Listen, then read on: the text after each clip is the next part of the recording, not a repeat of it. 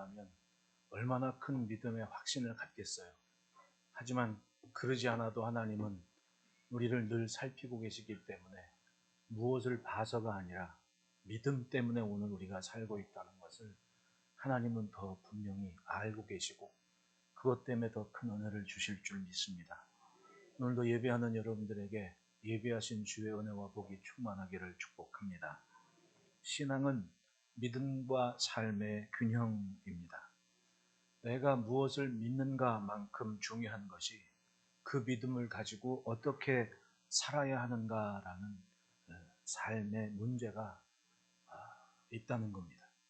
아브라함을 보십시오. 열국의 아비 아브라함이 하나님께서 말씀하신 것을 머리로 알고 믿었다 그래요. 그런데 과연 그 하나님의 말씀을 쫓아 하나님께서 지시하는 곳까지 걸어가는 삶이 없었다면 아브라함을 아브라함이라고 부를 수 있었겠습니까? 여러분, 성경 몇 장 몇 절에 뭐가 있고 몇 년도에 이스라엘이 중요하죠. 근데 과연 그걸 알고 있는 것이 믿음이라고 할 수 있겠냐는 말입니다. 내가 듣고 믿은 것을 내가 오늘 내 손을 움직이고 내 발바닥으로 밟고 그리고 믿은 것을 말하는 그런 삶이 없다면 그건 다 솔직히 꿈에 지나지 않는 것이고 말하자면 가짜라는 거예요. 진짜는 듣고 믿은 것을 내가 들었을 때 그 들은 것만큼 한 걸음에도 가는 그 삶이 있을 때 그 사람을 진짜 믿음이라고 얘기하고 지식을 가졌다고 하는 겁니다. 여러분, 학교에서 가서 공부 안 하는 애들 있으니까 다 공부해요. 1 더하기 1은 이라는 거 다 학교에서 배웁니다. 그런데 중요한 건 그걸 해봤냐는 거죠. 그걸 해본 사람은 잊지 않고 그걸 기록을 할 수가 있어요. 그리고 기록하지 않아도 그걸 말할 수가 있는 겁니다. 그런데 사용해보지 않은 사람은 그냥 알고 있는 것에 지나지 않죠. 지식이 뭡니까? 지식은 단순히 알고 있는 게 지식이 아니라는 겁니다. 그 알고 있는 것이 내 삶으로 표현되어졌을 때 그걸 지식이라고 하는 거예요. 그러니까 똑같이 한 반에 70명 공부해도 1등이 있고 꼴찌가 있는 겁니다. 제가 어느 날 전도사 때 속상해가지고 집사람한테 내가 왜 고민이 없겠습니까? 이렇게 얘기하면 집사람이 저한테 위로하면서 그런 얘기를 해요. 여보, 애들 가르쳐봐도 1등 있고 꼴찌가 있더라. 나는 그 얘기를 잊지를 않아요. 왜냐하면 나한테 정말 위로가 되는 말이었기 때문에. 여러분, 공부를 똑같이 다 한단 말입니다. 한 반에. 지금 몇 명인지 모르지만 선생님이 다른 애들 하나 불러넣어가지고 따로 가르친 게 아니잖아요. 한 반에 70명 가다 놓고 공부를 시킨단 말입니다. 근데 어떤 애는 그 선생님 말을 잘 듣고 있다가 시험을 봤는데 100점을 맞아요. 똑같은 시간에 똑같이 공부를 했는데 어떤 애는 100점을 못 맞는 겁니다. 가르치는 게 있는 문제가 있는 겁니까? 아니면 듣고 행하는 게 문제가 있는 겁니까? 결국은 그 차이였다는 겁니다. 믿음이 뭡니까? 예수가 다릅니까? 하나님이 다릅니까? 성경이 다릅니까? 똑같아요. 하지만 그 믿은 것을 따라 쫓아가는 삶은 개개인의 역량이라는 얘기 아닙니까? 그래서 믿음은 삶의 균형이 분명히 있어야 되는 겁니다. 어떤 사람은 자기가 아는 것을 믿음으로 착각을 해서 자기 스스로 자기를 판단합니다. 네, 굉장히 자기가 믿음이 좋은 줄 아는 겁니다. 그런데 과연 그 사람의 말과 삶이 예수님이 원하시는, 하나님께서 원하시는 그것에 이르렀냐는 얘기죠. 그게 아니면 착각 속에 산 겁니다. 믿음이 좋은 줄 알았는데 완전 꽝이었습니다. 예수님 말씀처럼 비가 올 때, 바람 불 때, 창수가 날 때 있는지 없는지 보면 그걸 안다는 거 아닙니까? 예수님께서 산상수훈에 말씀을 하실 때에 정말 많은 무리들이 그 말씀에 은혜 받고 지켰습니다. 결론에 이르러서 그 산상수훈의 추억 같은 말씀에 결론에 해당하는 부분이 바로 듣고 행하는 자, 듣고 행하지 않는 자 말씀하시면서 듣고 행하는 자는 그 집을 반석 위에 지은 지혜로운 사람이라고 얘기를 해요. 반면에 듣고 행하지 않는 사람은 모래 위에 집을 지은 사람이라고 얘기를 합니다. 중동 지역에 와디라는 이름을 가진 지역이 있어요. 와디 이런 얘기거든요. 근데 그 지역은 뭐냐면 평상시에는 그냥 평범한 모래땅, 마른 땅입니다. 근데 우기 때가 되면 지금 중동 날씨라면 한 2월이나 한 12월 이렇게 2월 요 정도쯤 됐을 때는 비가 왔을 때 그 비가 이렇게 너무 마르면 비를 머금고 있지를 못하잖아요. 풀 한 폭이 없는 땅은. 그러니까 비가 순식간에 모여가지고 휩쓸려 간단 말입니다. 그러면 그 넓은 벌판이 커다란 강이 돼버려요. 그러면 어줍지 않게 그냥 움막 대충 지고 있는 사람들은 그 집채가 떠내려가는 겁니다. 쭉쭉쭉쭉쭉. 그 얘기를 하시는 거예요. 근데 반석 위에 집을 지은 지혜로운 사람은 딱 상황을 분석해 보니까 이건 평상시에 물길이 나고, 그러니까 그 와디 지역에 보면요, 산자락이나 아니면 언덕을 이렇게 보면 지층에 이렇게 물이 흐르는 곳이 있어요. 그러면 지혜로운 사람들은 그걸 피하죠. 왜? 거기가 젖어 있으면 언젠가 또 젖어요. 그러면 그 위에다가 집을 짓단 말이죠. 찾다 보니까 바위가 있고 반석이 있으니까 그 위에 집을 짓는 겁니다. 예수님은 그 비유를 말씀하시는 거였어요. 지혜로운 사람은 말씀을 듣고 생각을 해서 결정을 한다는 겁니다. 그렇게 행한다는 얘기예요. 그러니까 비가 오고 바람이 부고 창수가 날 때 전혀 흔들림이 없이 반석 위에 든든한 삶이 된다는 겁니다. 그러니까 사실은 절실하고 절박하고 바람 한번 불어오면 압니다. 예? 진짜 믿음이 뭔지를 알 수가 있다는 거예요. 듣고 행하는 자는 바로 그런 사람입니다. 믿은 것을 따라 사는 삶이 반석 같은 삶입니다. 삶이 없는 믿음은 결국은 무너질 수밖에 없는 겁니다. 해봤더니 한다. 여러분, 저는 어릴 적부터 뭐 이렇게 기도하는 거 좋아했고 체험이 좀 많아가지고 기도한다는데 확신을 가지고 기도해요. 내가 만약에 이런 것도 갖고 저런 것도 같다고 얘기하면 여러분들이 제 말을 신뢰하겠습니까? 올해 봐왔지 않습니까? 네. 확실한 그런 신뢰한 믿음의 경험이 있으니까 하나님 그때도 그러셨는데 지금도 그렇게 하실 거 아닙니까? 라는 기도를 하는 거 아니에요. 왜? 해봤으니까. 그런데 단순한 머릿속에 있는 사람들은 그렇게 할 수가 있겠냐고요. 못하죠. 그러니까 말을 보면 삶을 알고 신앙을 안다는 게 바로 그런 의미인 겁니다. 엄마 아빠가 왜 자녀들한테 기도를 합니까? 엄마가 해봤으니까 이래. 아빠가 해봤으니까 그래. 근데 답답하게 아이들은 아직 안 살아본 삶이니까 그 말을 믿고 따라오지를 못하는 거 아니에요. 그러니까 1등이 있고 70등이 있는 거예요. 그게 바로 우리가 사는 생활이라는 얘기입니다. 우리는 예수님을 믿고 영접한 순간, 그 말씀 앞에 선 순간 우리는 천국의 시민권을 가지고 살았습니다. 우리의 신분이, 우리의 존재감이 바뀌었다는 얘기입니다. 여러분, 사람의 존재감은 관계에서 나타나는 거 아닙니까? 우리가 흔히 인간성 이렇게 얘기하잖아요. 원시인한테 인간성 얘기해요? 원시인은 어차피 혼자 이렇게 자다가 배고프면 일어나고 도끼 들고 가서 맘보스 하나 때려잡고 밥 먹고 또 자요. 그게 원시인이에요. 혼자 살아갑니다. 그 원시인한테 누가 인간성을 얘기를 해요? 윤리요? 택도 없죠. 그냥 원시인인 거예요. 근데 사람이 무리를 이루어서 문화를 만들어가고 함께 살아가는 그 중에 비로소 인간성을 얘기를 해요. 가정 안에서도 인간성을 얘기하는 겁니다. 왜? 가족 간의 관계가 있는 거예요. 사람과 사람과의 관계가 맺어질 때 그때 상호 간의 인간성이 보이는 거 아닙니까? 혼자 사는 사람한테 인간성을 얘기하는 거 없죠. 네. 만남과 만남, 관계 안에서 인간성을 얘기하고 그 인간성이 논해질 때 비로소 존재감이 나오는 거예요. 아, 사람 만나봤더니, 일을 해봤더니 이 사람이 이렇더라. 이 존재감은 사람과 사람과의 관계성이 나오는 거 아닙니까? 우리도 마찬가지 아니에요. 우리가 왜 천국의 시민권을 가졌습니까? 이 땅에서 어느 날 문득 예수님이 찾아서 나를 딱 붙잡아 주신 순간 내 존재감이 달라진 겁니다. 왜? 예수님과의 나의 관계 안에서 내가 새로워진 겁니다. 새 의미를 가졌어요.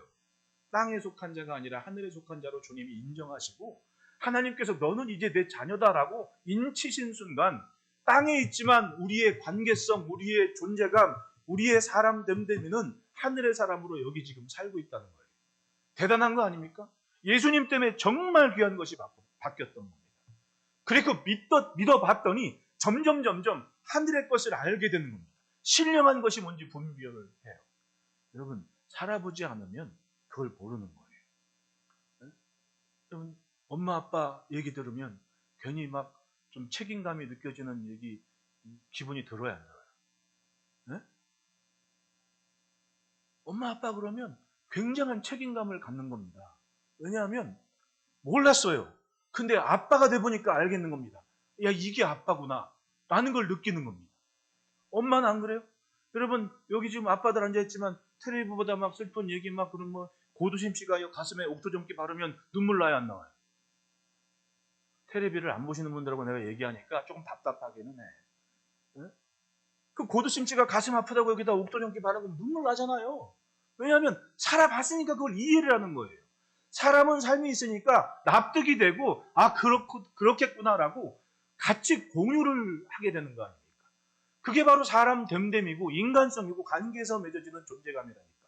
믿음도 똑같습니다. 충분히 우리가 이 땅에 살아왔지만은 이해하지 못하는 것이 있는데 예수님을 만나고 믿은 순간 이게 전부가 아니라 하나님 것을 알게 되는 겁니다. 이게 참 신기하다. 이렇게 살아봤더니 뭐가 되네? 라는 것을 알게 되는 순간 똑같은 누군가의 믿음의 이야기를 들면 아멘 하게 되고 은혜 받았다고 얘기하고 감동을 받는 거 아닙니까? 이게 바로 하늘의 관계라니까. 그 안에서 지금 우리의 삶이 있는 겁니다. 그러므로 믿고 가지 않으면 알 수 없는 게 바로 믿음의 길인 거예요. 따라합시다. 걷는 자만 누릴 수 있다. 믿은 것을 쫓아 걸어가는 사람만 때에 맞게 깨닫는 것이 있어요. 그걸 알기가 힘들어. 우린 가만히 보면 참 바쁜 시대에 다채롭게 남들이 하는 것만 하려다가 보니까 놓치는 게 있는 거예요.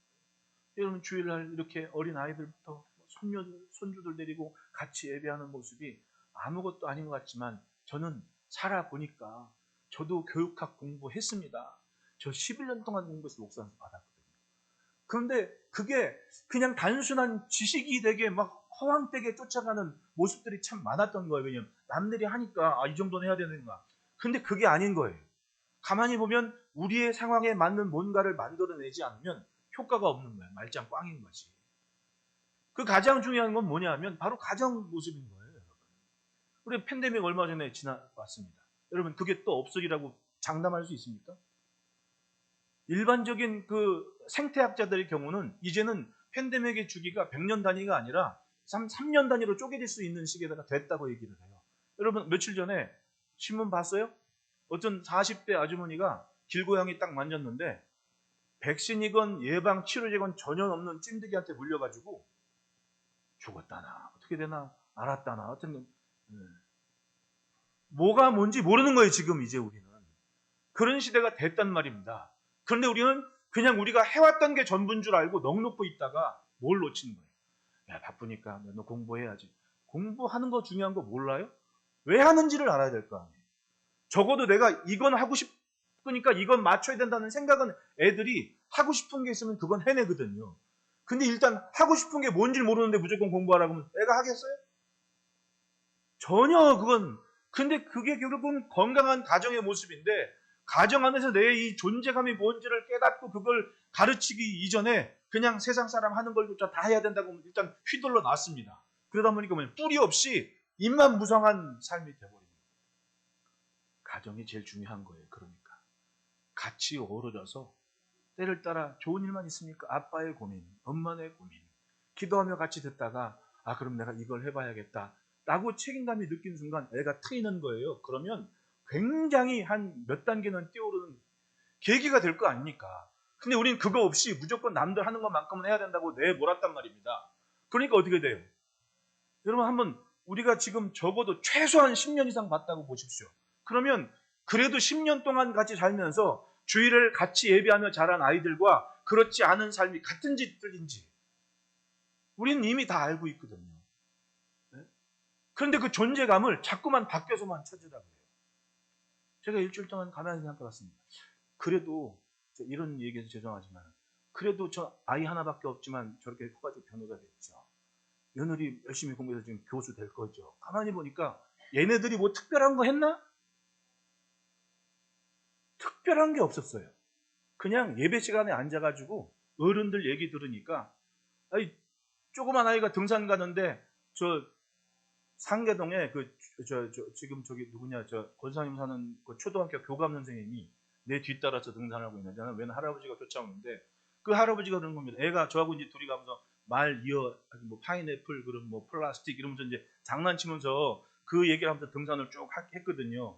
근데 그 할아버지가 산 밑에서부터 같이 올라간 할아버지가 한 15분을 쫓아오면서 그 얘기를 듣더니 애가 몇 살이냐고. 몇 살이라고. 야, 근데 애가 어휘력이 상당한데요. 나한테 그러는 거예요. 자기가 요 밑에 교감 선생인데 애를 얘기 들으니까 얘 잘 클 겁니다. 그러더라고요. 야, 그래서 얘 차이가 뭔가 했더니 다른 게 아니었어요. 그냥 예배 시간에 엄마 갈 데가 없으니까. 그냥 예배 시간에 와서 앉아 있는 게 전부거든. 듣다 보니까 애가 어른 단어를 아는 거 아니에요. 다른 건 그거밖에 없었더라고요. 가만히 보니까. 뭐 제 자랑 같지만은 제가 산 얘기밖에 안 해요. 저는 남의 얘기는 잘 못합니다. 근데 가만히 보니까 우리 교회 자란 애들이 다른 애들보다 어휘력이 많아요. 왜냐하면 교회 안에서 예배를 드리며 크니까 어른들 얘기하는 거, 기도하는 거 듣다 보니까 지나가는 얘기가 한 두세 번, 5번 들어보면 이게 자기 언어가 돼버리거든요. 여러분, 우리가 사는 게 그거 아니에요? 기도를 가르쳐서 했습니까? 뭐 했습니까? 지나다 보니까 어느 틈엔가 사람들이 어느 순간 나를 권사님이라고 부르시고 그러니까 내가 어느덧 권사가 돼버렸어. 그 권사가 돼서 기도하니까 권사다운 기도가 나와. 그건 무슨 학원 가서 배웠어요? 학교에서 배웠어요? 같이 살면서 믿음 만큼 지내보니까 내 안에 내 스스로의 존재감이 그 안에 맞춰서 성장한 거 아닙니까? 목사는 뭐 처음부터 목사했습니까? 저는요, 예배 시간 처음 전우사 때 새벽 예배 하다가 다 같이 신앙 고백하겠습니다. 그리고 하늘에 계신 우리 아버지. 그렇게 했다니까요? 앉아있는 사람이 얼마나 우습겠냐고. 근데 웃지를 않더라고. 왜냐하면 예배고 웃으면 내가 민망할까봐. 제가 그 정도 사랑은 받고 자랐습니다. 따지고 보면 그 존재감을 찾았을 때 그걸 맞추려고 애쓰고 힘쓰는 과정 속에 성장하는, 발전하는, 새로워진 나를 보거든요. 가정 안에서 여러분 그걸 가장 먼저 찾아주시길 축복합니다. 우리는 되는 집안 사람들이고 될 사람들인 거예요. 서로가 신경 안 쓰고 떠민다 보니까 나만 남선에서 키우려고 그러는 거 문제지, 내 집안에서 내 가정들이, 여러분 만약에 이런 말 죄송하지만 팬데믹이 있었던 건 앞으로 3년 후에 아니 2년 후에 또 다른 팬데믹이 왔을 때 어떡할 거예요 여러분? 또 모이질 못했느니 예배를 못했느니, 만약에 지난 3년 동안 하나님께서 완전한 교회의 생태를 바꾸기 위해서 한번 휘저어 놓으신 거라면 어떡할 거냐? 가정밖에 없는 겁니다. 가정밖에. 그러니까 가정이 중요하다고, 하려면 엄마 아빠 다 모여서 같이 하라고 자꾸만 말씀드리는 게, 이게 무너지면, 이 존재감이 깨져버리면요 교회는 있으나 마나한 거예요. 안 그래요? 왜 만들어 놓으셨는데? 이런 문제는 오늘 우리의 상황 속에서 답을 찾아야 돼요. 밖에 있지 않습니다. 우리 안에서 뭔가 좀 각별한 존재감을 가지고 교회의 교회됨을 지켜가는 모습이 있어요. 1세기 교회는 다른 관점에서의 상황이 벌어졌습니다. 교회가 딱 이루어졌는데 갑자기 교회 안에서 사람들이 자신의 정체성을 흔들어, 내가 이렇게 이게 아닌가 보다, 믿음이 아닌가 보다, 어쩌고 저쩌고 자꾸만 교회가 흩어지고 문제가 생기는 것 같으니까 사도 바울께서 옥중에서 편지를 쓴 겁니다. 에베소 교인들에게 편지를 쓰는 부분에, 야 너희는 이미 하나님이 갖고 성령이 갖고 한 몸인 교회인데 왜 고민을 해?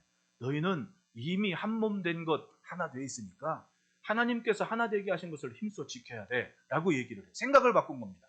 왜냐하면 교회 안에 유대인 그리스도인들이 와가지고는, 야 그래도 예수님이 유대인인데 너희가 믿으려면 유대인처럼 믿어야 돼. 나는 날 때부터 이방인이었고 날 때부터 아시아에서 살았고 여기 떠날 생각도 없고, 그럼 내가 믿어봤자 서자 아니냐, 우리말로 얘기하면. 내가 믿으면 왜 뭐하는, 나 아담의 신전 가면 대우받아, 그렇게 얘기하거든요. 그러니까 갑자기 잘 믿던 사람들이 그냥 아담의 신전 가버리는 거예요. 왜? 거기 가면 대우받고 즐겁고 해피하고. 딱 보니까 문제가 바로 그거였던 거예요. 이 유대인 그리스도인들이 자기들의 믿음이 굉장히 좋은 줄 알았던 거야. 왜? 예수님이 일단 유대인이니까. 그러면서 남을 판단하기 시작했습니다. 그럼 어떻게 돼요? 이방인 그리스도인들은 안 그래도 컴플렉스가 있어. 난 유대인이 아닌 거, 예수님은 유대인인 거. 그러니까 믿어봐야 이거 왠지 평생 서자네, 이런 생각하고 있는데 지금 자격지심이 되고 컴플렉스가 됐는데, 그걸 갖고 뒤집어 놓으니까 어떻게 돼요? 야, 이거 믿어봐야 안 되겠구나. 나는 그냥 즐겁게 부담 없이 해피하게 아담의 신전 간다. 이렇게 교회가 막 흩어지기 시작하니까, 야 아버지가 같은데 왜 자꾸 딴 얘기하냐? 너희는 이미 하나가 되게 하신 거다. 그 하나 되게 하신 것을 힘써 지켜야 되지 않아? 그렇게 편지를 한 거예요. 그래서 3절 보면 평안에 매는 줄로 성령이 하나 되게 하신 것을 힘써 지켜. 이미 하나가 됐다는 거예요. 근데 그걸 자신들이 인정하지 않고 자신들이 믿지 않고 맞춰 살지를 않으니까 4분 5열 찢어지고 흩어지게 되더라는 겁니다. 사도께서 본문을 통해 말씀하시는 것이 바로 그겁니다. 너희의 존재감은 이미 하늘의 것이 됐고 하나가 돼서 한 몸이 되어 살고 있는, 그걸 인식하고 그것에 맞춰 살아야 된다. 4절부터 6절 보십시오. 몸이 하나요 성령도 한 분이니 이와 같이 너희가 부르심에 한 소명 안에 부르심 받았느니라. 주도 한 분이요 믿음도 하나요 세례도 하나요 하나님도 한 분이시니 곧 만유의 아버지다. 아버지가 같은데 왜 자꾸 딴 소리를 하고 딴 얘기를 하냐.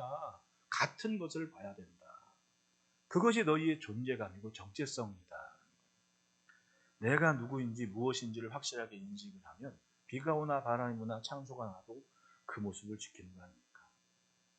근데 거기에 대한 확신을 갖지 못하니까 이리 휘둘리고 저리 휘둘리고 정체를 잃어버리는 거예요. 적어도 이 시간까지 예배하는 시간, 이 시대에 예배의 자리에 있는 우리는 뭔가 거쳐온 것이 굉장히 많은 그런 신앙의 유혹들을 내가 경험하진 않았지만 일단 다 들은 겁니다. 그걸 듣고 있는 것을 내가 지금 살면서 만날 때 그 들어온 얘기를 가지고 정리를 하죠. 우리가 무엇 때문에 여기 있고 무엇을 위해 있는지. 여러분 옆에 사람 2초를 쳐다보십시오. 진지하게. 이 지금 눈빛 맞춘 이 얼굴이요. 솔직히 예수님 아니면 안 만날 사람들 아니에요. 예수님 아니면 안 만났을 사람들이라니까요. 그런데 예수님을 믿었기 때문에 이 자리에서 이제껏 이 오랜 세월을 함께 뭔가 하나를 보고 갔다는 얘기입니다. 그런데 어느 순간 이걸 잃어버리는 순간 만남이 돼버리는 거예요. 여러분 부부도 등 돌리고 자면 지구 한 바퀴를 돌아야 만난다 그래요. 제가 주례할 때 꼭 하는 얘기가 그 얘기예요. 부부도 한 침대에 잠을 자도 등 돌리고 자면 지구를 한 바퀴 돌아야 만나는 게 부부예요.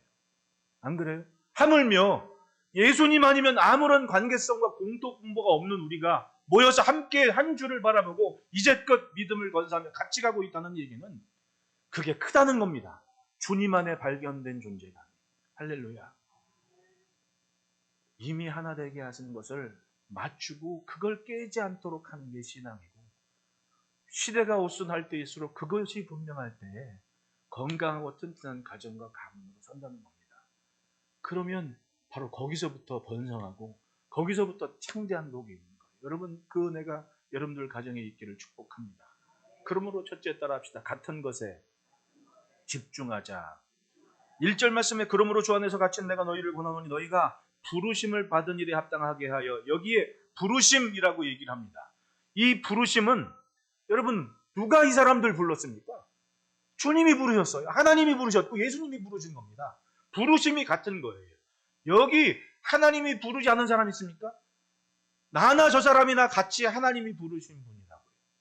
여기에 있는 목사나 저기 앉아있는 제일 나이 어린 예서나 똑같이 하나님을 부르는 겁니다. 하나님이. 부르심이 같다는 거예요. 여기 뭐 예서는 딴 사람이 불러서 온 게 아니지 않습니까? 네? 하나님이 부르셨기 때문에 그 부르심이 한 교회를 이루었다는 얘기입니다. 여러분 세상 모든 교회 모든 성도들은 하나님이 부르셨는 거예요. 그렇다면 이걸 인정해야죠. 나를 부르셨듯 저 사람도 부르셨다. 나만 부르는 게 아니잖아요.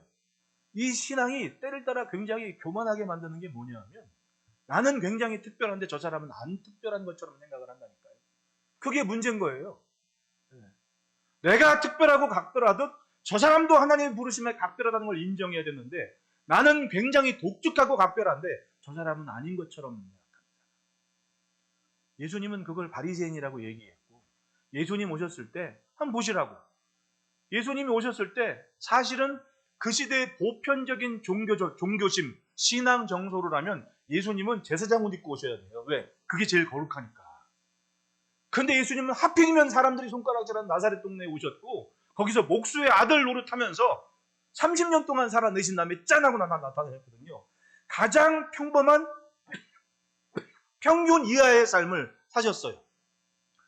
그리고 나타나서 하나님의 말씀을 전하시는데 바리새인들은 흰 옷을 즐겨 입고 야 때탄다 좀 만큼 떨어져라 막 그러고 막 자기는 뭐 엄청 대단한 것처럼 내가 너희와는 다르지 이렇게 하고 있는데 예수님 오셔가지고 제자들을 딱 다니는데 배고파가지고 안식일인데 미리 사고 몰래 하고 그럼 먹었단 말이에요.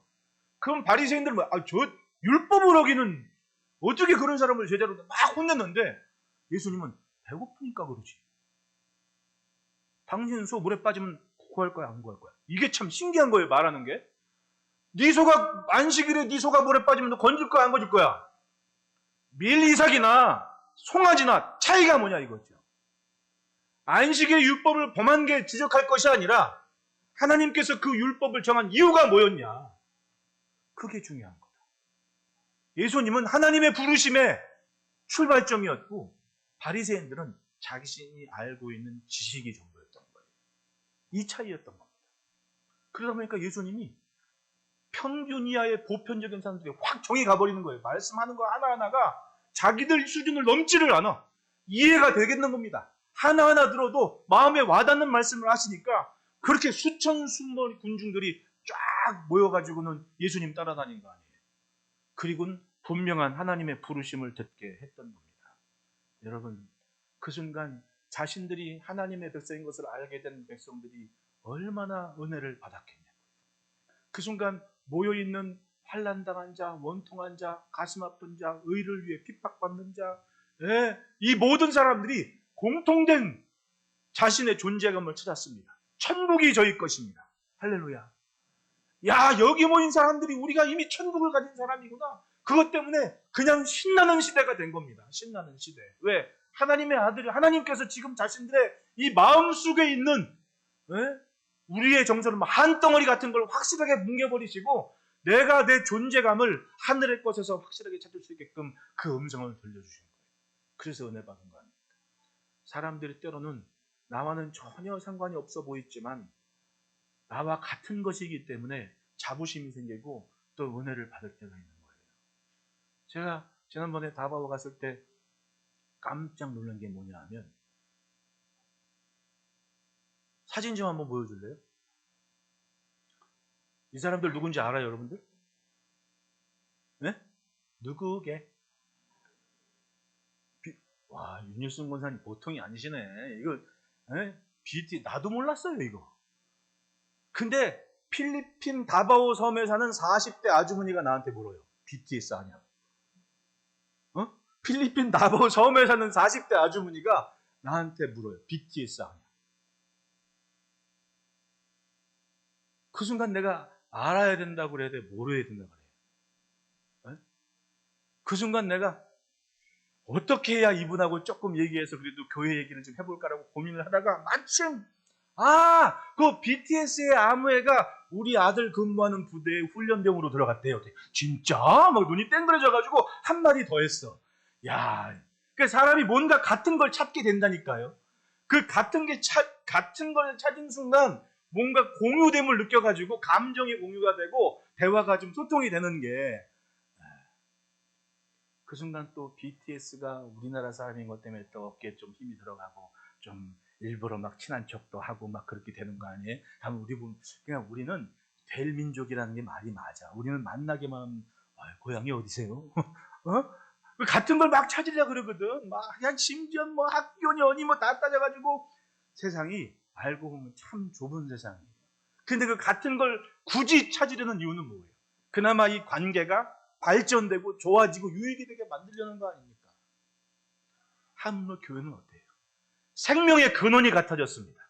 출생이 같아진 겁니다. 바뀌었습니다. 하늘의 사람도. 이 같은 것을 보면 어떻게 남남이 됩니까?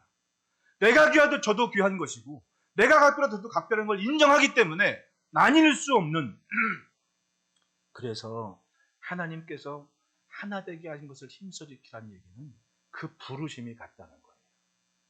다른 사람이 불러서 여기 있는 게 아니라 하나님이 불렀기 때문에 여기 있는 거다. 그 같은 것을 생각하면 나뉠 수가 없다는 걸 말씀하고 있는 겁니다.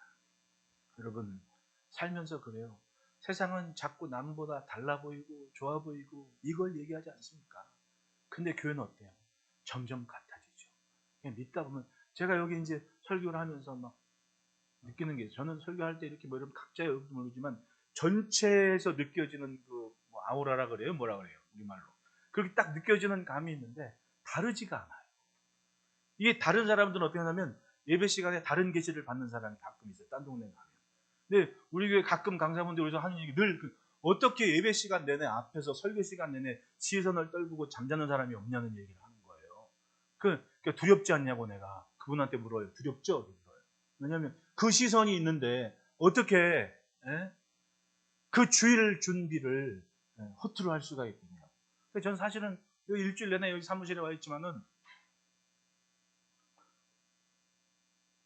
주일 설교 준비나 이런 아웃라인이 내 머릿속에 잡히지 않으면 사무실 밖을 나오지를 않아요. 권사님들 왔다 가도 그냥 가시는 거야. 나는 그냥 사무실 나오질 않아요. 사무실에 책상에 오라갔다 내렸다 합니다.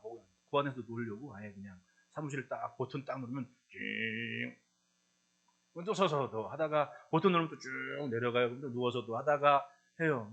왜냐하면 나는 이제 이게 전문 거예요. 저한테는. 이 시간을 방해받기 싫고 이게 만약에 허물어지면 내 존재 영광이 완전히 무너지는 딴거리. 네? 그러니까 이게 내 책임감 아니겠냐. 거기서 같이 함께 가는 모습들의 얼굴을 같이 느끼면서 이 설교 시간에 네, 나 나름대로의 존재감을, 책임감을 여기서 찾는 거 아니에요. 근데 만약에 우리가 다른 것을 할 경우 어떻게 돼요? 부르심을 확신을 갖지 않으면 그냥 딴 나라 얘기하는 거 아닙니까? 딴 나라. 남에게 백나라면 뭐 하겠냐고. 내 앞에 메코 가서 적자. 우리는 같은 것을 붙잡고 그 안에서 의미를 찾아야 돼요. 나를 부르신 하나님이 같다. 그러면 결국은 생명이 같다는 얘기. 마주보고 인사합시다. 오직 예수. 예수가 아니면 결국은 각자 갈 길로 가는 거예요. 예수의 부르심을 믿기에 오늘 우리의 자리를 지킨 겁니다. 둘째로는 따라합시다. 부르심에 맞춰 살자. 1절 하반절과 2절에 너희가 부르심을 받은 일에 합당하게 행하여 모든 겸손과 온유로 하고 오래 참음으로 사랑 가운데 서로 용납하고 라고 얘기해요. 부르심에 합당하게 행하라. 여러분 열매가 같으면 결국은 뿌리가 같다는 거 아닙니까? 부르심을 확신하고 거기에 맞추다 보면 결국은 닮아가고 같아지는 거예요. 집안마다, 가정마다, 가문마다 그 모습이나 독특한 모습이 있잖아요. 근데 이게 신앙생활 하다 보면 신기하게도 집집마다 같은 게 분명히 있다는 거예요. 여러분 엄마들 여기서 밥풀 때 딱 밥솥 쫙 끼면 주걱으로 십자가부터 긋는 엄마들 여기 10명 있어. 그걸 누가 가르쳐서요? 아 우리 권사님들이 그렇게 한데 얘기 들으니까 그냥 나도 모르게 그냥 나도 그런다. 그냥 나도 모르게 밥솥에 하면 주여 이 밥 먹고 우리 식구들 건강하게 해주세요. 십자가 한번 딱 밥 근다니까 안 그럴 것 같죠? 응? 황주영 집사님 그래 안 그래? 엄마가 하는 거 보고 나도 모르게 따라하게 된다니까. 따라하게 돼. 이게 신기한 거야. 작은 일이지만은 우리의 삶이 그렇습니다. 부르심에 합당해 해가는 삶은 참 알고 보면 참 다양해요. 생활 가운데 생활 모습도 닮아가지만 중요한 건 기본적으로 뭐가 같아지냐? 겸손과 온유와 오래 참음이 있다는 거예요. 그걸 닮아간다. 네? 사람이 사람답게 사는데 손이 3개가 필요하다 그래요. 오른손, 왼손, 그리고 겸손. 오른손, 왼손은 다 해. 근데 겸손을 못해. 그러니까 자꾸 다른 걸 보고 다른 얘기를 하는 겁니다. 겸손이 없는 거예요. 겸손. 사도바울께서 활동할 당시의 문화에서 이 겸손이라는 덕목은요. 노예의 덕목이었습니다. 주인이나 제비자들은 강압적인 지시 언어만 사용했어요. 왜? 그게 노예 부르는 거예요.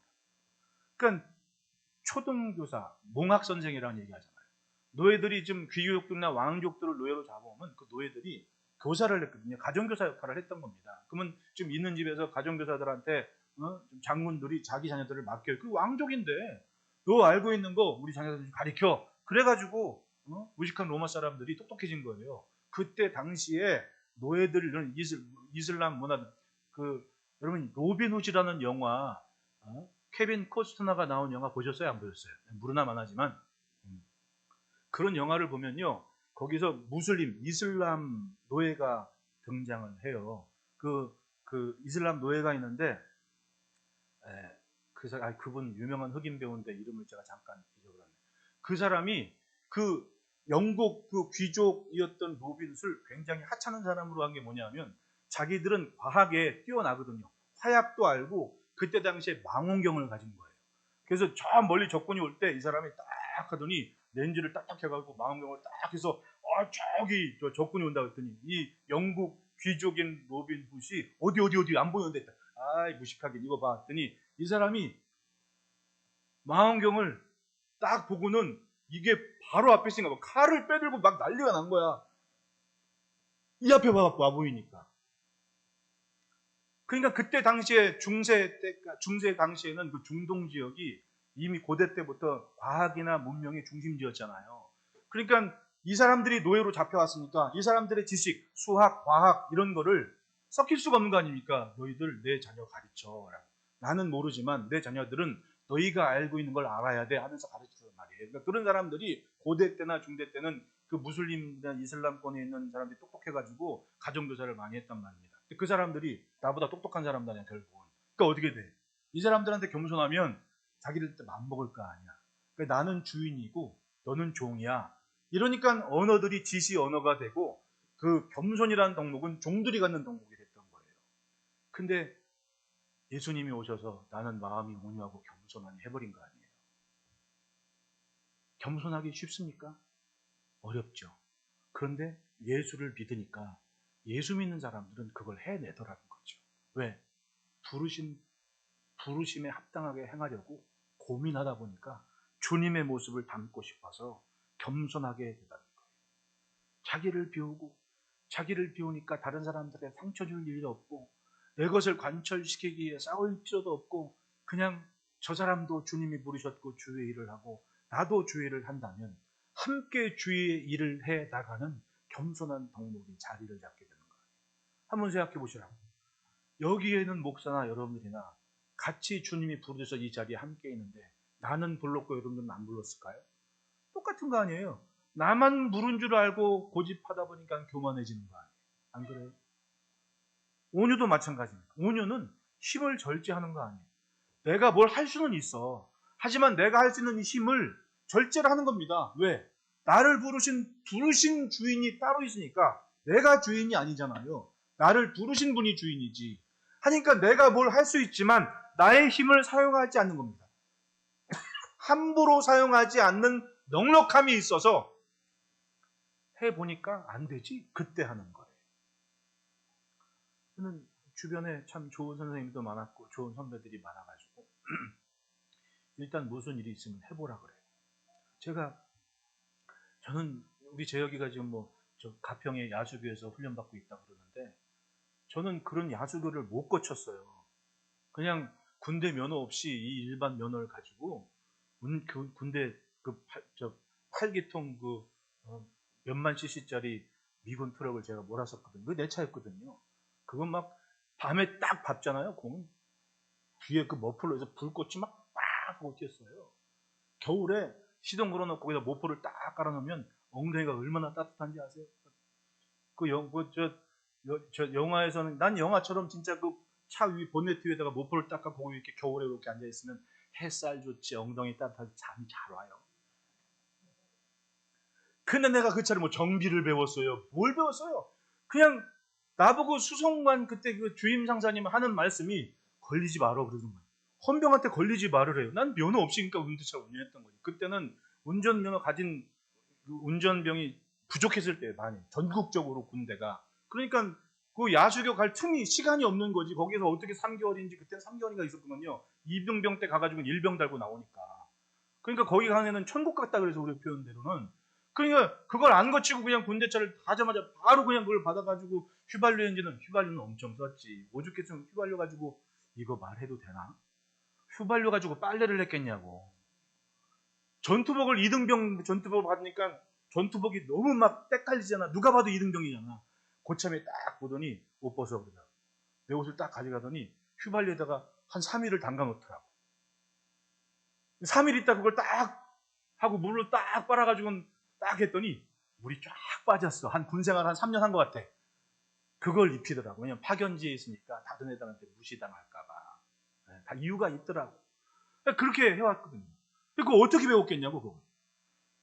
이 고참이 나보고 엔진을 뜯으래. 봤어야지. 그냥 그동안 실제로 옆에 봤던 것대로 딱 흉내를 딱 하다가 좀 버벅대는 것 같으면 모르겠어요, 알지? 그럼 와가지고 이리 줘봐. 그러니 그거 하는 거예요. 그럼 그걸 눈여겨 딱 보죠. 보고 나시니까 답이 쉬워. 그 다음부터 이제 그런 식으로 배운 거예요. 이리 줘봐. 일단 해. 안 되는 거 있으면 이리 줘봐. 그런 선배들이 옆에 있으니까 일이 쉬운 거 아닙니까? 다 그런 시절을 거치는 거 아니에요. 결국은.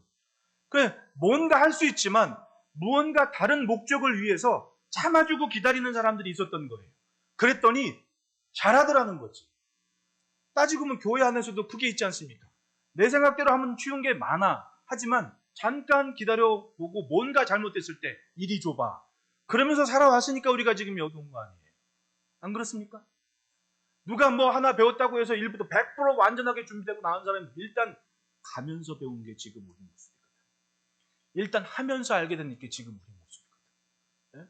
우리 지금 오케스트라 다른 분들이 오면 깜짝 놀랐는데 여러분들은 깜짝 안 놀라잖아. 늘 봐왔으니까. 근데 처음부터 지금까지 하는 음이 달라져. 이제 음색이 달라요. 여러분 유튜브에 실내악 하면서 한번 쳐봐요. 실내악 한번 쳐가지고 나와서 그 몇 명 지금도 있어요. 유럽에는 그 동네마다 그런 홀이 있어가지고 저녁 시간에 주말에 모여가지고 뭐 애들이나 아니면 이렇게 모여가지고 그런 거 하거든요. 그럼 거기 나오는 음이나 우리 관현악분들 연주하는 소리하고 뭐가 차이가 나냐면 들어보시라. 현장에서 듣는 얘기는 내가 듣기엔 별 차이 없어요. 내 귀가 좀 후졌는지 모르지만 처음부터 얘기냐. 그냥 자리가 비어서 감당하려고 부르신 주의 부르심에 맞춰보니까 일단 나는 젖히고 일단 그걸 보고 가는 거예요. 가다 보니까 어제와는 다른 상황이 나를 오늘의 나로 만들어버려요. 그렇게 생각하면 우혁이가 한번 끄떡이고 아멘 한번 해주고 우혁아. 응? 그런 거야. 그렇게 젊은 10대부터 지금 내일 모레 서른 아니에요. 좋은 배필 만나 장가 가기를 2년 넘지 말기를 다 우리 아이들이고 우리가 같이 생활하는 힘이 온유라는 것은 바로 저는 그런 모습이라고 생각을 해요. 내가 하면 속 시원할 것 같은데 그게 아니었어. 부르심에 합당하게 주님이 원하시는 목적이 무엇인가 이유가 뭔가 생각하다 보니까 절제를 하게 되고 함께 이해하게 돼요. 그러니까 성령은 바로 주님을 닮게 하는 거죠. 주님이 알고 계신 시선으로 딱 제자들을 바라봤을 때 우리에게 속 터졌을까 안 터졌을까? 답답하고 자기가 엄청 잘난 줄 알고 막 예수님 잡으러 칼 빼들고 확 하면 목을 친 것도 아니야. 귀만 짝도 잘랐어. 자기가 엄청 잘난 줄 알아서 베드로가. 근데 그걸 또 주님 보고 있었잖아. 야, 칼 꽂아라. 내가 모르냐? 다 알아. 꽂아. 도망가 버리잖아요. 근데 그걸 참아주신 거 아니야. 너 오늘 밤 닭이 울기 전에 너 3번 나를 부인할까? 무슨 소리냐고. 내가 누군데 부인하시겠냐고. 나를 몰라도 너무 모르십니다. 그랬는데 진짜 부인했어. 나보다 더 예수님이 나를 더 잘 아신다니까요. 근데 그 주님이 참아주신 거야. 그런 주님이 그냥 면목 없어 고기나 잡고 있는 베드로한테 야, 나 배고프니까 고기 좀 갖고 와 라고 부르시더라니까. 그리고 너 나 사랑하니 부르셔가지고 면목이 없어서 내가 주를 사랑합니다라고 3번 고백한 베드로가 거꾸로 순교했지 않습니까? 주님은 참아주시고 용납하시고 오래 기다려주시는 거예요. 그 3번째 덕목이 바로 오래 참음입니다. 오래 참음. 따라합시다. 기다림이 하나님의 복을 성취한다. 예, 오래 참는다는 것은 포기하지 않는다는 겁니다. 포기하지 않는다. 세상에 자식을 포기하는 엄마 아빠 있습니까? 그건 몰라서 그래요. 몰라서. 아직 엄마의 자격이 없는 애들이 엄마가 되니까 요즘 뭐 난리 났더만 뉴스에 막 낳자마자 막 영아 유기 사건 막 1000명이 넘었다고 이전에 막 난리 났다. 근데 요즘은 이제 앞으로는 더 심각해져요. 이 영아들은 애 낳고 이 소아과 병원들은 우리 지금 소아과 병원 많이 없어지잖아요. 왜냐하면 소아과야말로 생명을 다루는 정형외과니 성형외과 이런 데가 생명을 다루는 데가 아니에요. 진짜는 출발은 소아과예요. 왜냐하면 나서 인큐베이터에 들어간 애들은요. 의사가 막말로 지켜보면 얘는 어떤 애든 다 살아요. 90%까지 살린답니다. 근데 의사가 바빠가지고 이거 하고 저거 하다가 눈 돌린 순간 얘는 죽는 거예요. 생명을 다루는 일인데 요즘 소아과 의사가 안 한다 그러잖아. 문 닫게 생겼잖아. 왜냐하면 다른 수과들은 막 올리는데 소아과는 막 묶어놔 버리니까 이제 운영을 못 하겠다고. 게다가 막 간호사를 막 정식으로 쓰려고 막 대모하고 막 난리가 나니까 이제는 여기저기 이제 문 닫는 소아과부터 많아지면 피부로 와닿는 거 아니에요, 우리들. 왜 소아과 얘기를 했지? 왜냐하면 제가 지난주에 발표된 논문 보고 깜짝 놀랐습니다. 영국에서 실험을 했는데 영국의 스탠포드 대학에서 실험을 했는데 늙은 쥐하고 어린 쥐하고 있어요. 근데 늙은 쥐의 장기하고 어린 쥐의 장기를 둘이 바꿨대요. 뭔 얘기 하나 싶죠? 이제 의술이 과학과 만나서 굉장한 일을 상상지도 프랑켄슈타인이 나오게 생겼어요. 이제는 늙은 쥐에 있는 장기를 어린 쥐에 있는 장기에 바꾸고 어린 쥐에 있는 장기를 늙은 쥐에 이식을 했대. 이렇게 3주가 지나니까 늙은 쥐가 젊어지고 어린 쥐가 늙어지더래. 그러면 향후 30년 안에 어떤 일이 벌어질 것 같아요? 돈 많은 사람이 납치범한테 저 뭐 아프리카 뭐 돈을 딱 주고, 내가 나이가 90인데 더 살고 싶어. 그랬단 말이야. 그러면 뭐 몇 억을 준다 그래. 뭐 필리핀 돈 500만 원이면 사람도 죽여준다며. 그러면은 이 사람들이 막 여기저기 다니다가 넉넉히 다니던 혼자 어영부영 다니는 사람 데리고 가겠어, 안 가겠어?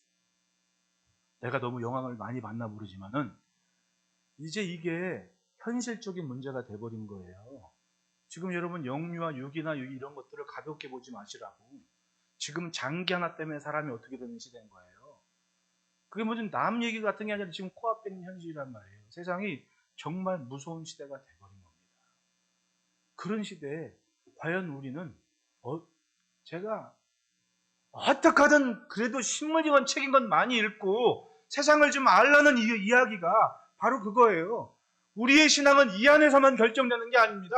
저 안에서 어떤 윤리를, 저 속에서 어떤 신앙과 도덕성을 가지고 살아가는지, 그런 일이 있을 때 아니라고 이건 절대로 통과시키면 안 될 법안이라고 할 사람은 있어야 될 거 아닙니까? 지금은 은혜 받았다고 목사되라 이럴 때가 아니라니까요. 그런 똘똘한 애들이 사명감을 가지고 저 안에서 아니라고 이건 멈추라고 할 수 있을 도장 찍을 애들이 지금 있어야 되는 거지. 그게 남이 키워주냐고요. 다 여기에 있다니까요. 그러니까 믿음을 가지고 자녀들 많이 축복하십시오. 부정적인 언어 하지 말고 가정 안에서 좋은 거를 남겨주시라고. 그리고 지켜봐 주는 겁니다. 기도하면서 서로가 서로에게. 사람 변하는 게 쉬운 일이 아닌 거예요. 우리는요, 따지고 보면 하나님께서 안 보시려고 덮으셨기 때문에 내가 멀쩡히 사는 거지, 하나님이 마음으로 생각하는 것, 그게 죄라는데 어떻게 사냐고. 여러분, 구약 성경에 제가 구약 공부할 때 선생님이 진짜 기가 막힌 얘기 해준 게 그거예요. 제사장에 들어가서 향이 필 때 연기가 탁 난대. 그러면 그 연기가 하나님께서 인간의 대제사장이 뭐예요? 이스라엘의 대를 속죄하기 위해 제사장에 들어와서 대표로 온 거 아니에요. 속죄를 위해서 들어왔단 말이야. 그때 향을 피우고 연기가 딱 난 순간 하나님이 안 보이시려고 감추신 것이 아니라 하나님의 입장에서 저 이스라엘의 죄를 보지 않으시려고 안개를 끼게 하신 거랍니다. 하나님이 보지 않으시겠다는 겁니다. 여러분, 내가 부정한다고 내가 사라집니까? 내가 예수 믿은 순간 내가 살아온 과거가 없어지냐고. 그냥 있다니까요. 단 앞이 달라진 거지 과거는 그냥 있단 말입니다. 내가 기억하는데 이걸 부정하지 않아요. 인정을 하는데, 하나님은 주님을 예배하고 기도하고 간절히 부르짖었을 때 나를 자녀 삼으신 순간부터 안개를 가득 피워서 더 이상 과거의 나를 보지 않으시겠다고 가려주신 거예요. 할렐루야. 우리는 그 은혜를 입고 살았다. 일주일 동안 여러분 천사로 살았습니까? 가슴에 손을 얹고 한번 생각해 보십시오. 내가 과연 천사였나? 근데 나는 버젓이 와서 이렇게 함께 예배하고 있는 이 자리에 천사들이 앉는 자리에 있단 말입니다. 뭐 때문에 그럴까요? 하나님께서 그냥 덮어주신 거예요. 예수님 때문에. 그건 결국은 하나님은 나를 포기하지 않고 오래 참아주시기 때문에 지금 내가 살고 있다는 거 아닙니까? 아니면 벌써 갔지. 그게 바로 주의 은혜고 사랑인 거예요.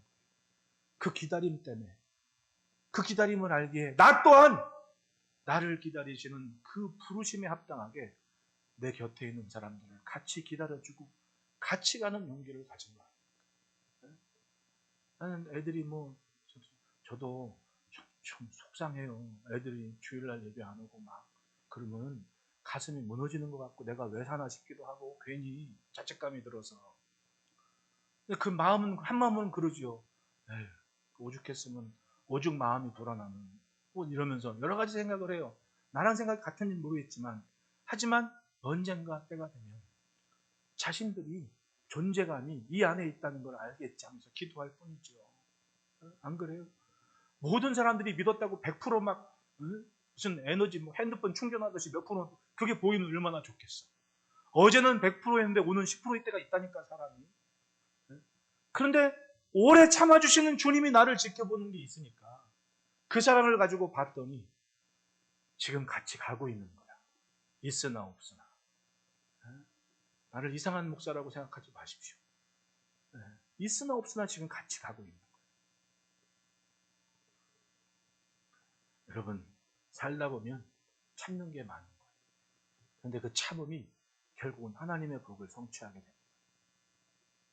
사람과 사람을 참는 게 없어요. 있어요. 네? 엄마, 아빠, 내가 아침에 우리 이춘영 권사님한테 우리 안장모님 선배 많이 참았냐고 안 참았냐고. 많이 참았대. 얼마나 보기 좋아요. 참은 게 있으니까 그 참은 세월이 뭔가를 이룬 삶이 돼버린 거 아니에요.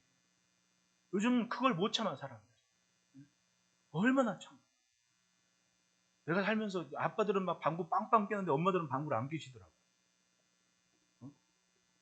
어떤 엄마가 그랬대잖아요. 어느 날 남편이 방구를 빵 까는데 자기 부인이 막 울더래. 왜 우냐고 했더니 당신 방구 소리가 현찮아져가지고 어디 아플까봐 걱정이 돼가지고 눈물로.